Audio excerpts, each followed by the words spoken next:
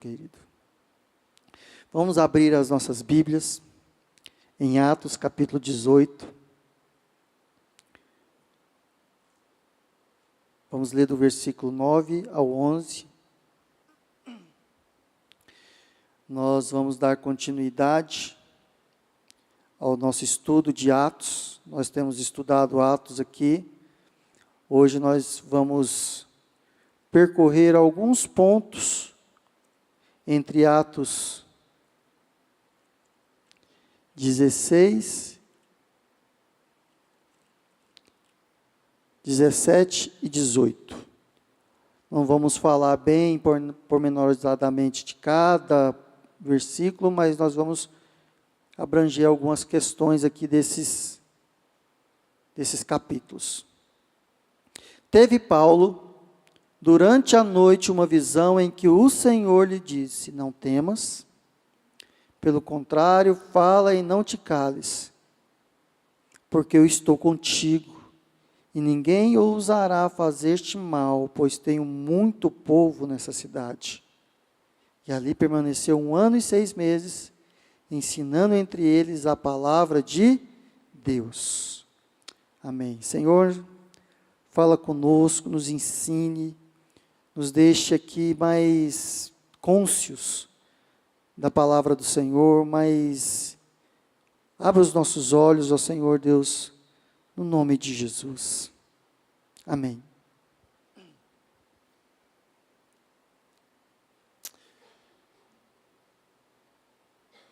Quando nós olhamos para as Escrituras, nós vamos ver que tudo aquilo que Deus faz, Ele faz com um propósito. Tudo aquilo que o Senhor faz, Ele faz com um propósito. Mas o que é propósito? O propósito é o porquê que algo é feito.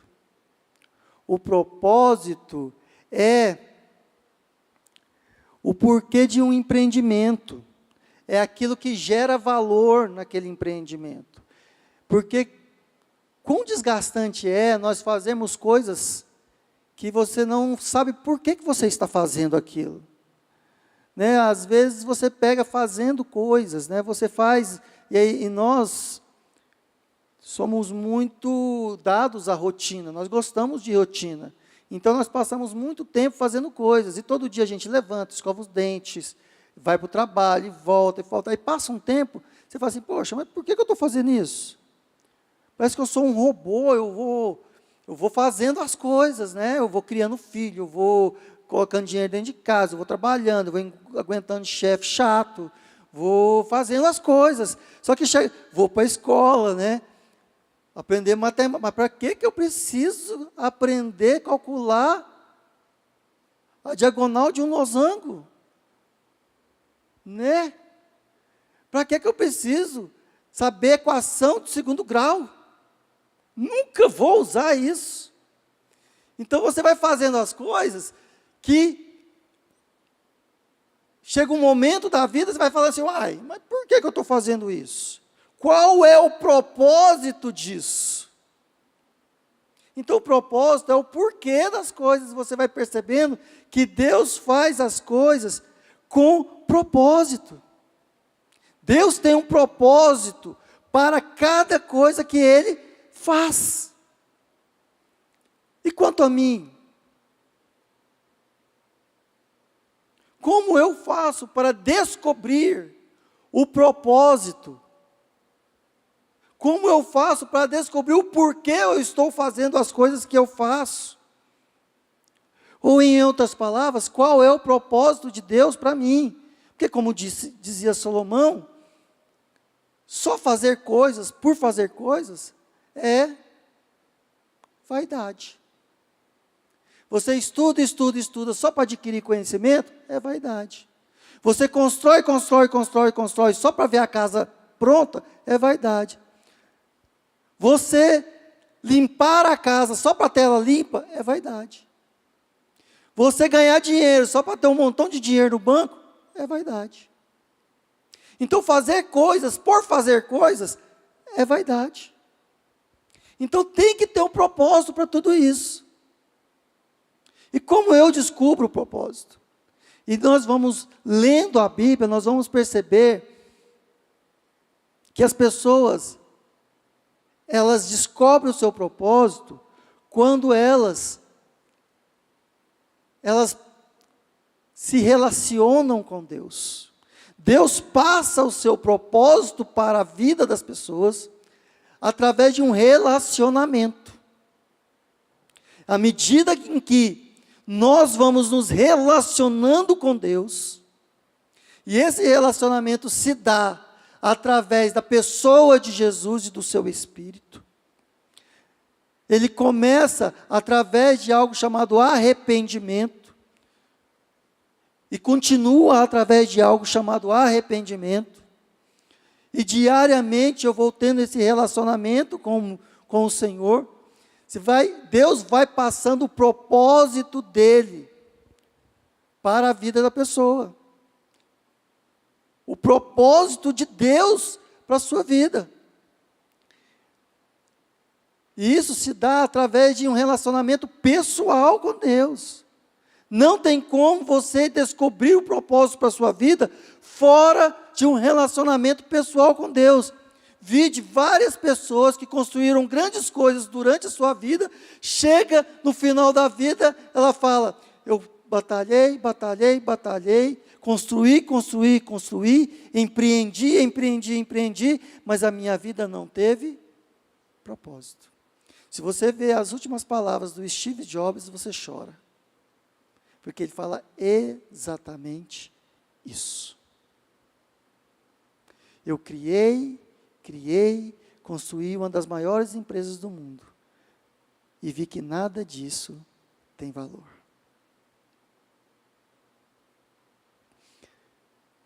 E é engraçado que isso acontece por causa de algo que a gente chama de escândalo de particularidade.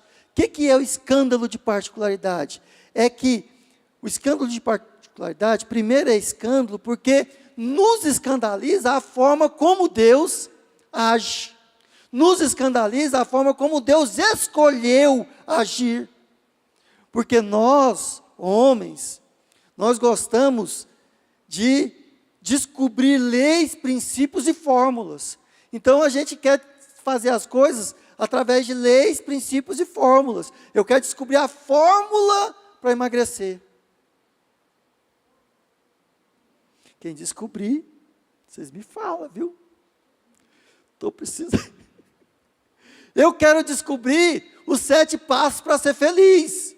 Os 14 passos do casamento que dá certo. Eu quero descobrir, e aí a gente vai cavucando, né, meu irmão? E aí você é só arrastar para cima que você descobre. Você quer descobrir, só que Deus, ele age diferente do homem. Deus, ele quer fazer, ele faz as coisas através de um relacionamento com o ser humano. E é através desse relacionamento, então, o maior escândalo de particularidade, porque Deus escolhe se relacionar particularmente com você. Então, ele nos escandaliza. E o maior escândalo de particularidade da história chama-se Jesus. Por quê? Porque Deus, ao invés de meter fogo em tudo, chutar o balde, criar a terra de novo, com Adão de novo, com tudo de novo, porque Ele é poderoso para fazer isso, Ele escolheu, através de Jesus, começar uma nova vida. Então Jesus é o máximo desse escândalo de particularidade, porque Ele se escolheu se tornar um de nós, se relacionar conosco, para que através desse relacionamento, eu e você tenhamos uma nova vida.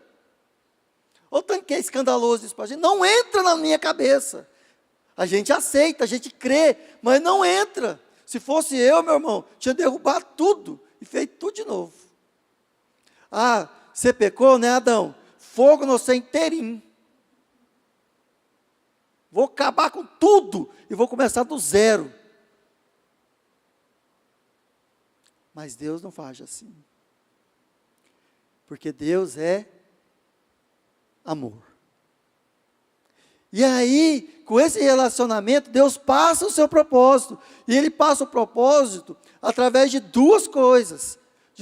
O propósito é passado através de duas coisas, que é algo importante, primordiais. Que primeiro, quando Deus age conosco, Deus vai passar para nós uma coisa muito importante, que se chama visão. Então, à medida que nós vamos nos relacionando com Deus, Ele passa o seu propósito, e a primeira coisa do seu propósito que Ele passa para nós é a sua visão. Então, nós precisamos, primeiramente, ter a visão de Deus. Nós precisamos ter aquilo que Deus vê. E o que é visão? Visão é exatamente o que de Deus. O que Ele quer, aonde Ele quer chegar. Qual que é o ponto de chegada de tudo aquilo que Deus pretende fazer? Qual que é o ponto de chegada? É aonde Ele, é o quadro pintado. Visão é tudo que Ele fala assim, ó, Max, eu quero que isso aqui esteja pronto. Esse prédio tem que estar desse jeito quando tiver terminado.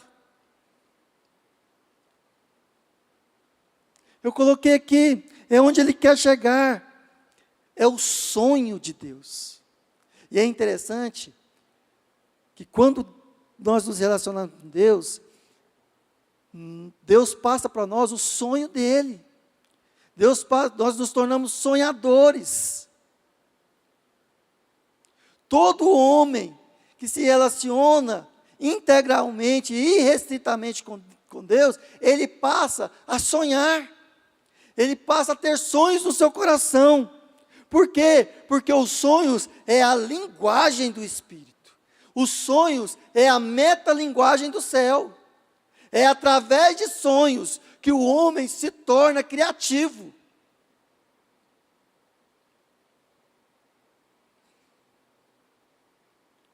Sonho é a realidade desenhada do céu na mente humana.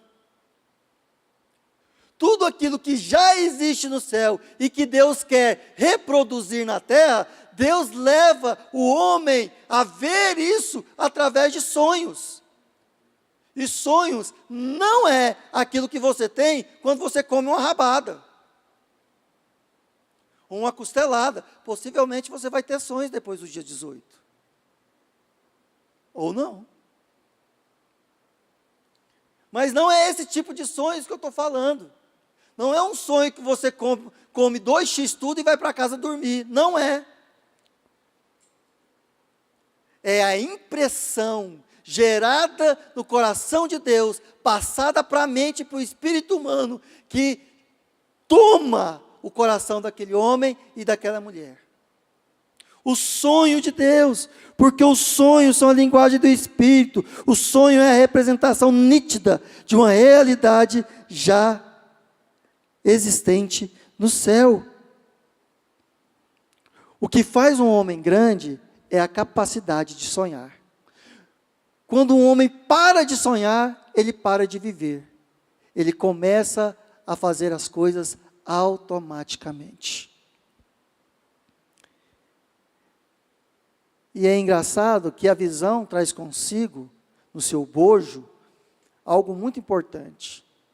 A visão traz consigo a outra coisa que Deus passa para alguém que se relaciona com Ele. Passa a missão.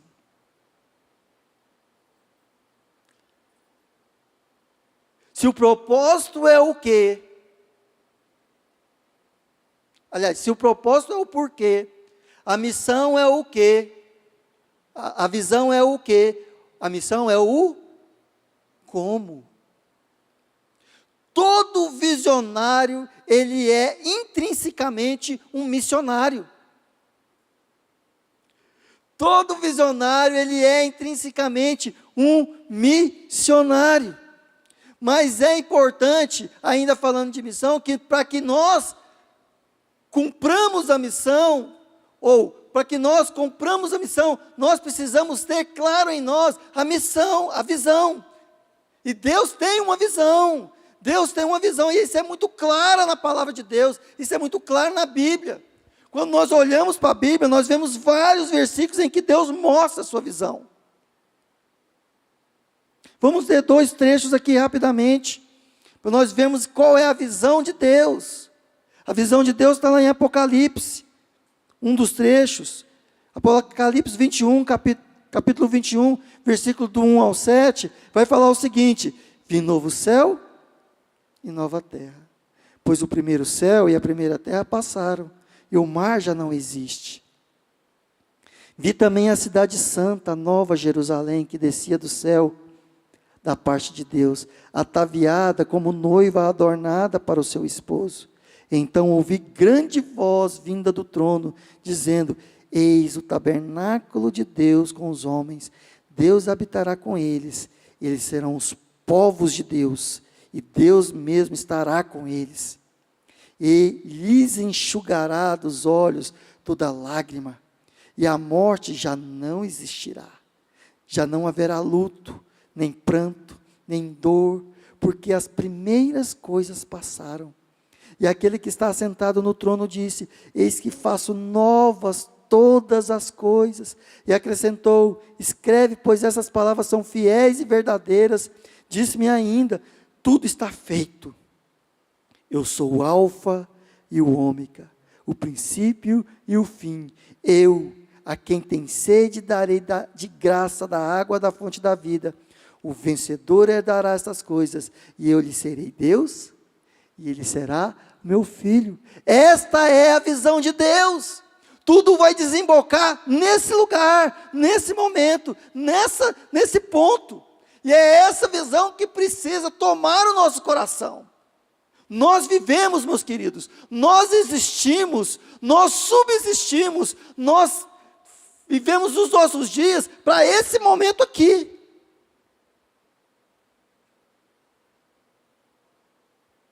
Outro lugar que Deus fala isso, é em Ezequiel 37, do 22 ao 28, farei deles uma só nação na terra, nos montes de Israel, e um só rei será o rei de todos eles. Nunca mais serão duas nações, nunca mais para o futuro se dividirão em 2 reinos, nunca mais se contaminarão com seus ídolos, nem com suas abominações, nem com qualquer das suas transgressões. Livrá-los-ei de todas as suas apostasias em que pecaram, e os purificarei. Assim eles serão meu povo, e eu serei o seu Deus. O meu servo Davi, coloca aí, Jesus, reinará sobre eles. Todos eles terão um só pastor, andarão nos meus juízos, guardarão os meus estatutos e os observarão. Habitarão na terra que dei ao meu servo Jacó, na qual vossos pais habitarão nela, e eles e seus filhos, e os filhos de seus filhos, para sempre. E Davi, meu servo, será seu príncipe eternamente. Farei com eles uma aliança de paz, será aliança perpétua, estabelecê-lo-eis e os multiplicarei, e porei o meu santuário no meio deles, para sempre.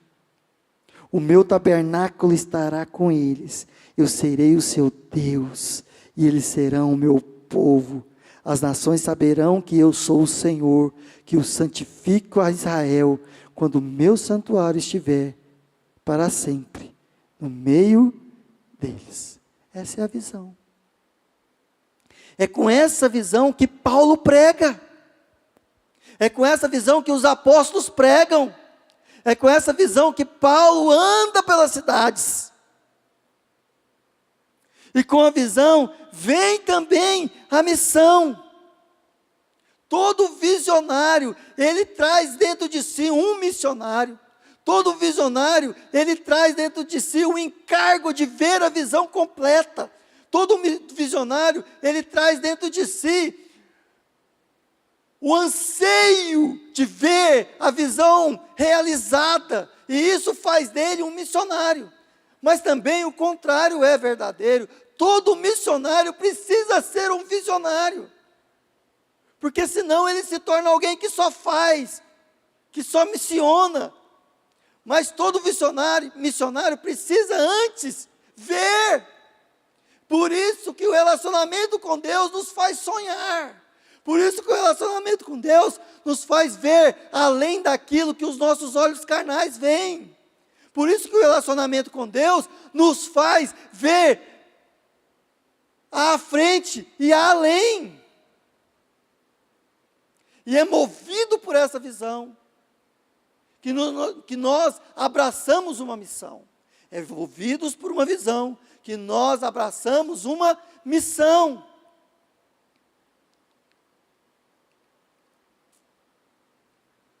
Então, todo projeto, ele precisa ter um propósito, ou seja, ele precisa ser marcado por uma visão, e construído, desenvolvido, através de uma missão.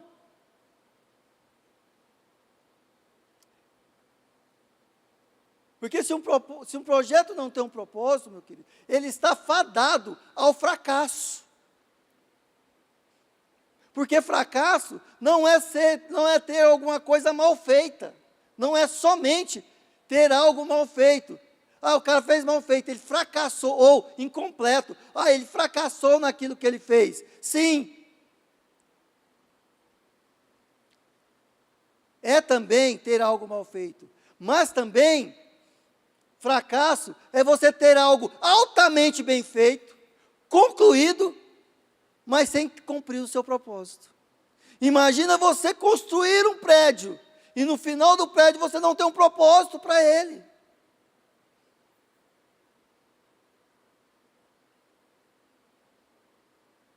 O prédio é lindo, bonito, maravilhoso, mas o cara que pediu para você construir fala assim: não é esse prédio que eu estava pensando. Nossa, mas eu gastei dinheiro, mas eu gastei tempo, mas eu gastei esforço, eu gastei talento. Pois é, mas você não fez do jeito que eu pedi. Você não fez conforme a visão que eu te dei. Ou você fez até sem visão.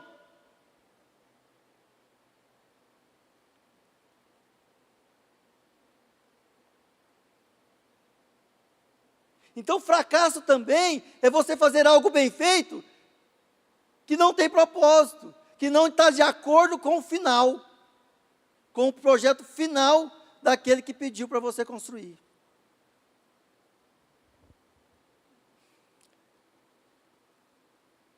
Por isso, que para ser um missionário no reino de Deus, é necessário que eu tenha uma visão clara do reino de Deus. Porque se eu não tiver uma visão clara do reino de Deus, eu construirei muita coisa que não é o reino de Deus. E com essa visão clara, Deus também passa a sua missão, e Ele passa a sua missão para os discípulos em 2 versículos muito básicos. E disse-lhes, em Marcos 16, 15 ao 18, e disse-lhes: ide por todo o mundo e pregai o evangelho a toda criatura. Quem crer e for batizado será salvo. Quem, porém, não crer será condenado. Estes sinais hão de acompanhar aqueles que creem. Em meu nome expelirão demônios, falarão novas línguas, pegarão em serpentes, e se alguma coisa mortífera beberem, não lhes fará mal, e se impuserem as mãos sobre enfermos, eles ficarão curados. Também está em Mateus 28, do 18 ao 20. Jesus, aproximando-se, falou-lhes dizendo: toda autoridade me foi dada no céu e na terra. Ide, portanto, fazei discípulos de todas as nações, batizando-os em nome do Pai, do Filho e do Espírito Santo, ensinando-os a guardar todas as coisas que vos tenho ordenado, e eis que estou convosco até a consumação dos séculos. Com base numa visão em que o Senhor governará toda a terra, que tudo que há no céu será transferido para a terra. Com base nessa visão da descida da Nova Jerusalém e todos diante do trono de Deus, onde Deus governará tudo, e tudo será feito na terra, conforme é feito no céu. Com base nessa visão, ide. Com base nessa visão, ide e pregai o Evangelho. Você tem uma missão. Essa missão, ela precisa ser cumprida. É o ide, não é o ficai. Você vai perceber que sempre Deus manda sair. Você vai olhar para Adão, Deus fala o seguinte: Adão, eu te coloquei aqui no Éden, mas eu te criei para você crescer e multiplicar, Adão. Não é para você ficar aqui sozinho e aqui para sempre. É você fazer crescer o jardim. É você cultivar e guardar o jardim de forma que você plante novas sementes e encha a terra com o jardim.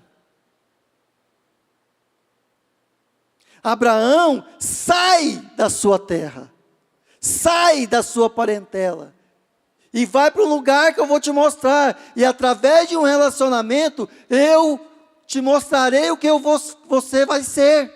Você será uma grande nação, e através de ti, todas as nações da terra serão abençoadas. Então, Abraão, sai, vai. Jonas, vai para Nínive. Então você percebe que Deus sempre manda ir. Então Deus sempre tem uma missão a ser cumprida, para que a sua visão seja realizada. Pouquíssimas vezes na Bíblia você vê Deus mandar ficar. E às vezes que Ele mandou ficar, era por um tempo determinado. Ficar em Jerusalém até que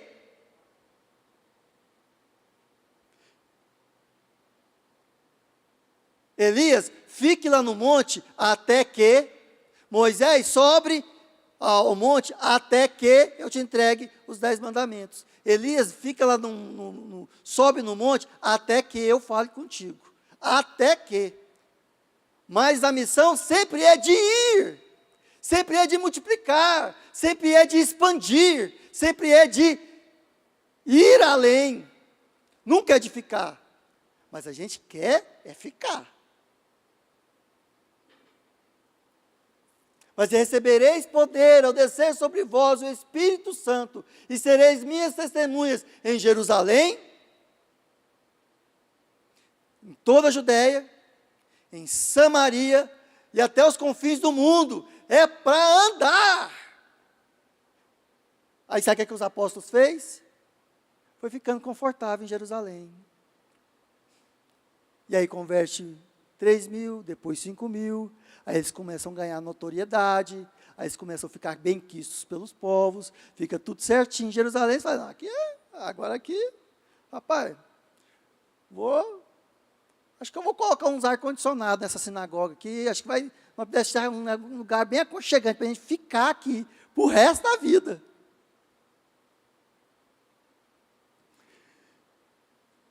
Sabe o que Deus faz? Deixa eu dar uma saculejada neles. Mata Estevão. Estevão morre e deflagra uma perseguição em Jerusalém.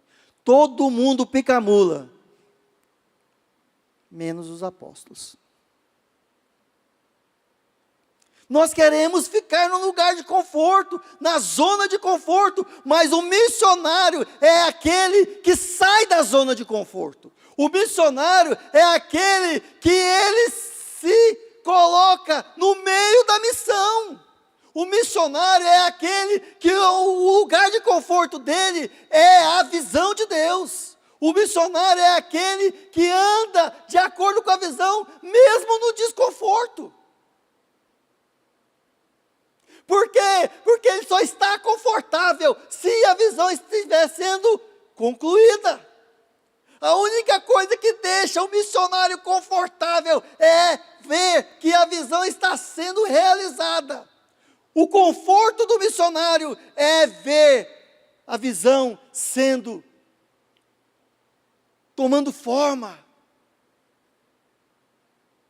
O missionário, ele não fica confortável vendo a visão parada. Não fica. Por quê? Porque ele é movido pela visão. Todo sonhador é movido pelo sonho.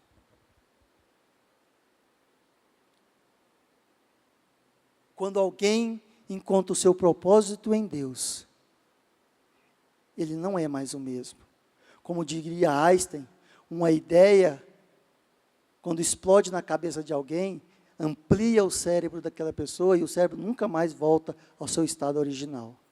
Assim também é alguém que sonha os sonhos de Deus. Ele nunca mais quer viver outra coisa que não os sonhos de Deus. Ele não se conforma mais em ser medíocre.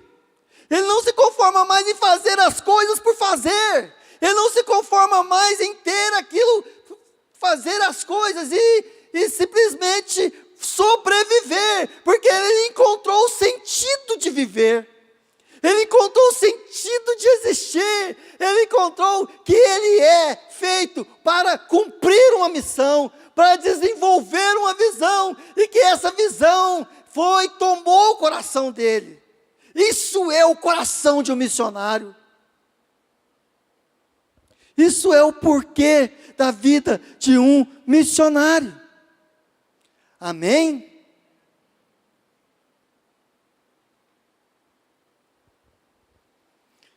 Aleluia. Vamos passar para frente. Eu poderia estar falando sobre essa parte aqui umas 3 horas, mas parece que eu só tenho 10 minutos. Vamos ler lá em Atos capítulo 16, do versículo 6 ao 10. Vamos partir para frente.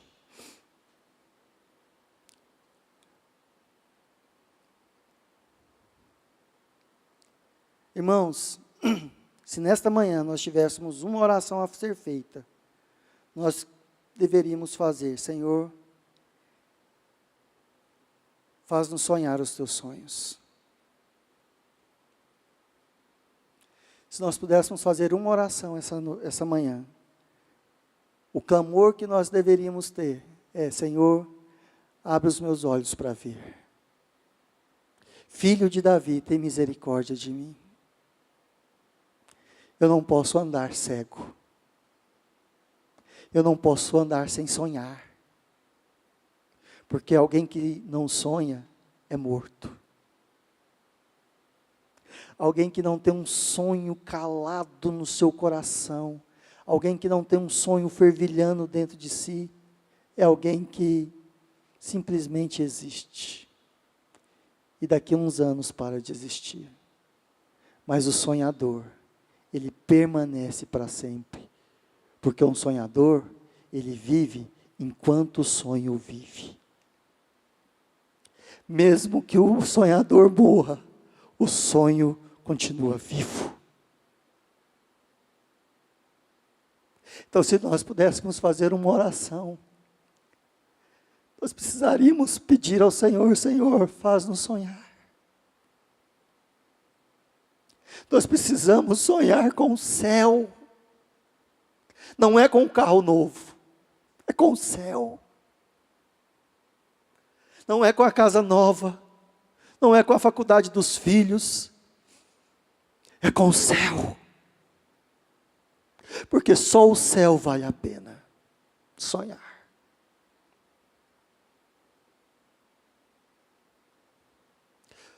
E era o céu que tomava o coração de Paulo.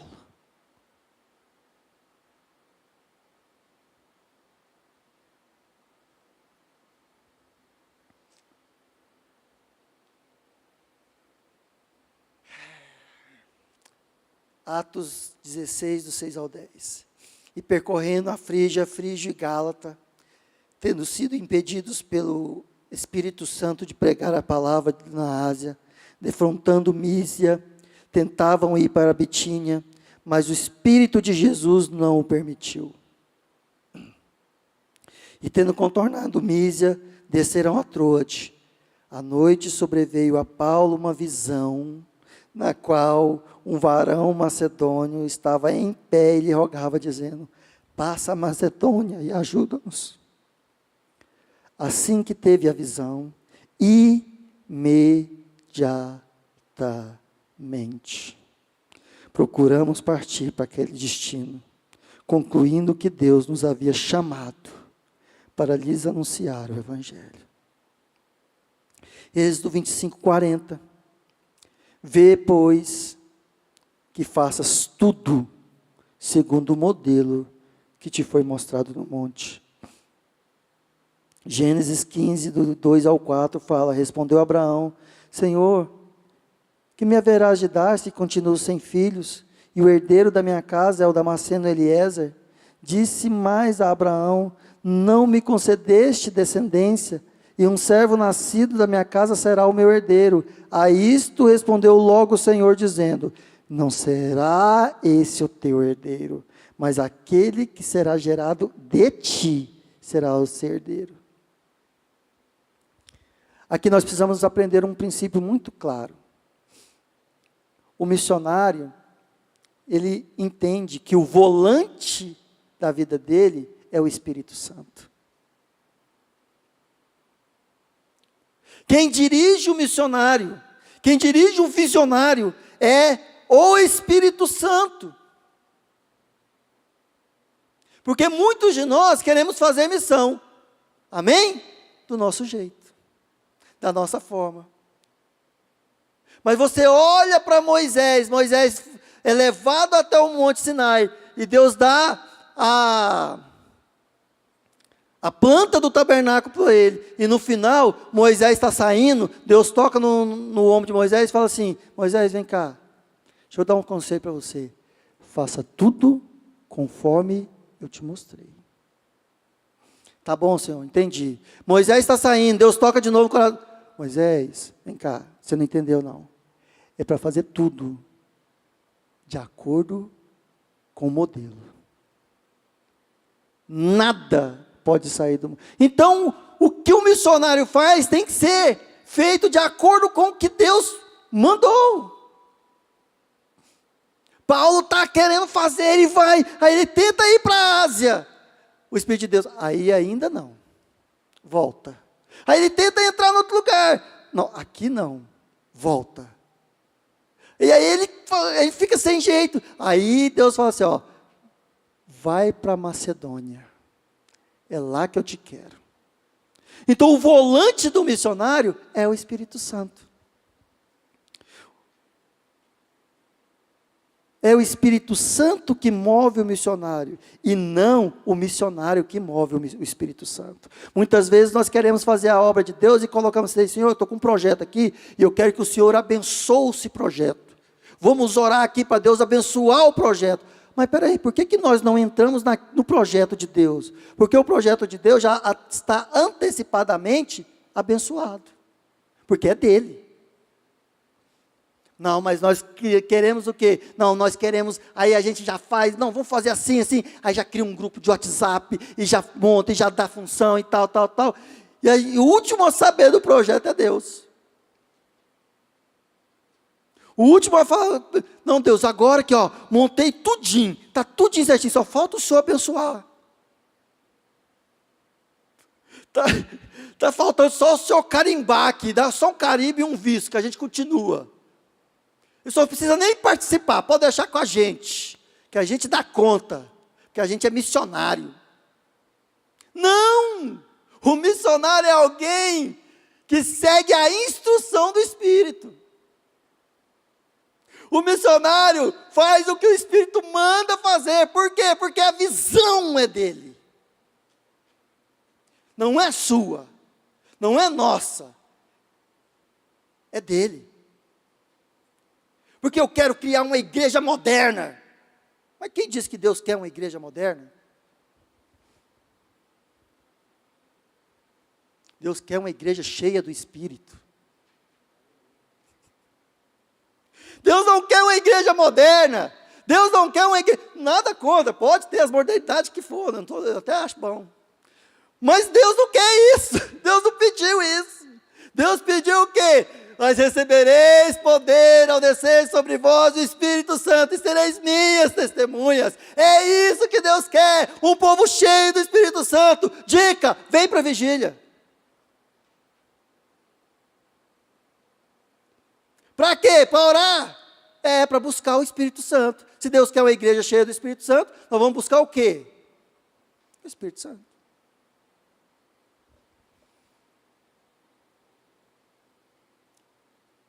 Não é? Podemos ter modernidade? Claro. Podemos ter tudo, desde que esteja dentro do modelo. Amém, irmãos? E para terminar,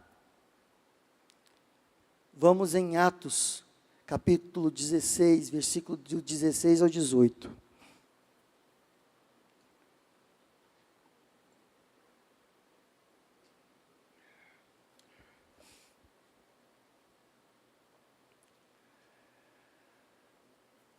A missão,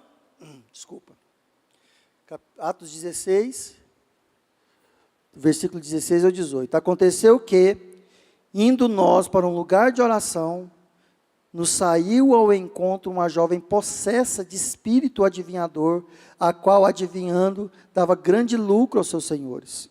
Seguindo a Paulo e a nós, clamava dizendo: estes homens são servos do Deus Altíssimo, e vos anunciam o caminho da salvação. Isso se repetia muitos dias. Então Paulo, já indignado, voltando-se, disse ao Espírito: em nome de Jesus Cristo, eu te mando, retira-te dela. E ele na mesma hora saiu.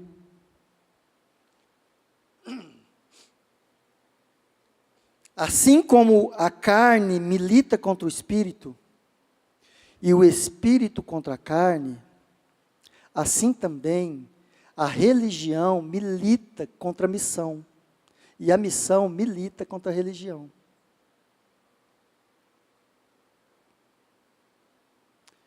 Vou repetir. Assim como a carne milita contra o Espírito milita contra a carne. Assim também a religião milita contra a missão, e a missão milita contra a religião. Essa moça, Paulo, chegando na cidade, ele sempre vai para as sinagogas. Paulo ia onde estavam o pessoal reunindo. E ele sempre vai para as sinagogas.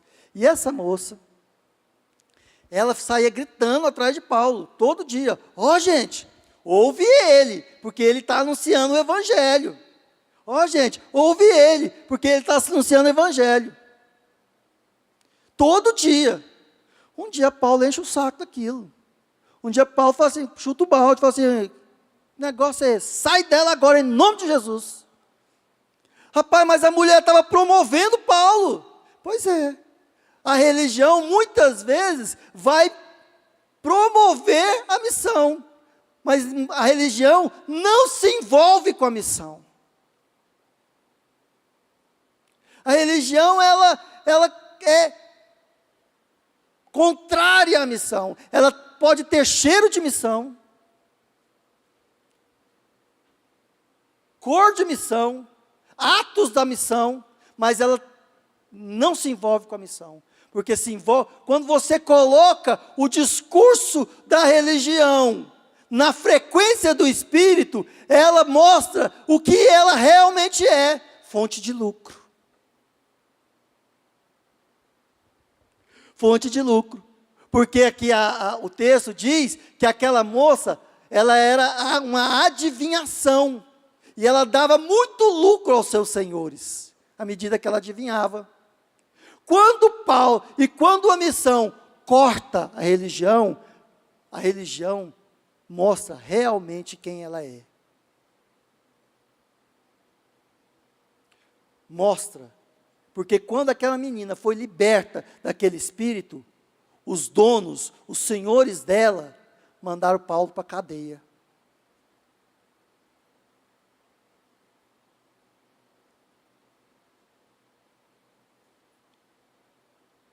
E Paulo vai para a cadeia. Mas aí acontece algo, acontece algo maravilhoso, que desses 3 capítulos, aliás, do livro de Atos, essa passagem é a passagem que eu mais amo. Aliás, tem muitas que eu amo em Atos, mas essa passagem é maravilhosa. Inclusive, eu acho que nós cantamos o mesmo hino que Paulo cantou nessa passagem aqui hoje. Porque ele vive, posso crer no amanhã. Eu acho que Paulo estava cantando esse hino. Será que foi Paulo que compôs ele? Acho que não, né? Não foi, não. E aí ele é mandado para a prisão. Quando ele é mandado para a prisão, lá em Atos 16, capítulo 20, versículo 24, fala o seguinte: o carcereiro: este, recebendo tal ordem, levou-os para o cárcere interior e lhes prendeu os pés no tronco. Prendeu o quê? Os pés do dia a dia. Isso. Não foi aquelas algemas de veludo, não, viu, gente? Quem conhece aquelas não foi algema, foi algema de ferro que machucava os pés, tá? E ele apanhou também.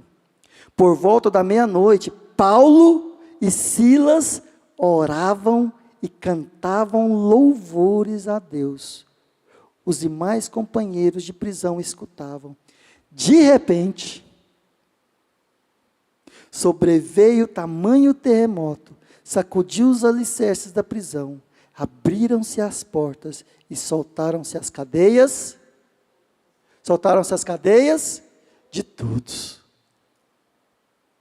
Porque ele vive, posso crer no amanhã. Porque ele vive, temor não há. Mas eu bem sei,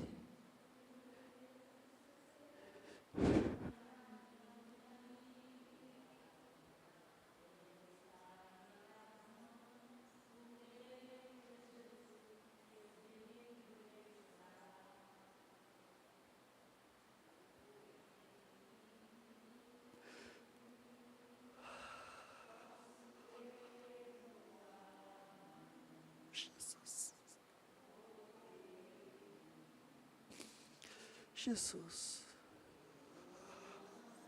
faz sonhar, Senhor. Toma o nosso coração com a tua visão, Senhor. Enche-nos.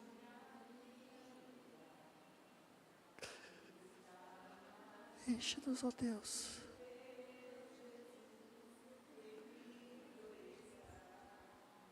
O missionário, o visionário, mesmo preso, ele é livre. O visionário, mesmo entre cadeias, ele canta e ele adora. O missionário, ele não liga para as cadeias, ele não liga para o cárcere, porque o espírito dele é ligado na visão. O visionário, ele não está recluso em si mesmo, porque ele se expande por aquilo que ele vive. A religião encarcera, mas a missão liberta. A religião escraviza, mas a missão salva. A religião prende o ser humano atrás de máscaras, títulos e esquemas. A missão traz o ser humano para fora da prisão. A religião pode até prender um missionário, Mas o verdadeiro missionário é um adorador, um sacerdote. E a sua adoração libera o poder de Deus, capaz de libertar não só a si mesmo, mas a todos ao seu redor. Que Deus encontre aqui missionários. Que essa igreja seja uma igreja de missionários, adoradores, cheios da visão do Espírito Santo. Renato, podemos cantar essa canção? Porque se der com violão, tudo bem. Se não der, a gente canta sem violão. O importante é o nosso coração estar na mesma frequência do Espírito. Você pode fechar os seus olhos e fazer essa oração. Faz essa oração, meu querido. Senhor, não deixa eu viver a minha vida em vão. Deus, não deixa.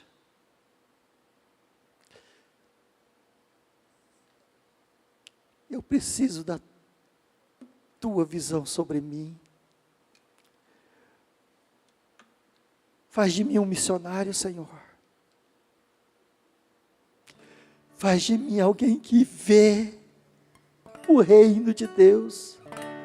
Jesus virou para Nicodemos: Nicodemos, se você não nascer de novo, você não pode ver o reino de Deus.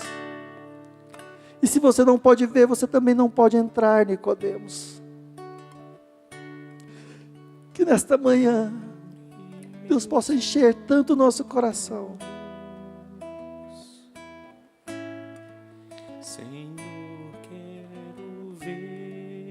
Oh Espírito Santo, quero ver-te, Senhor. Senhor, eu oro por essa igreja.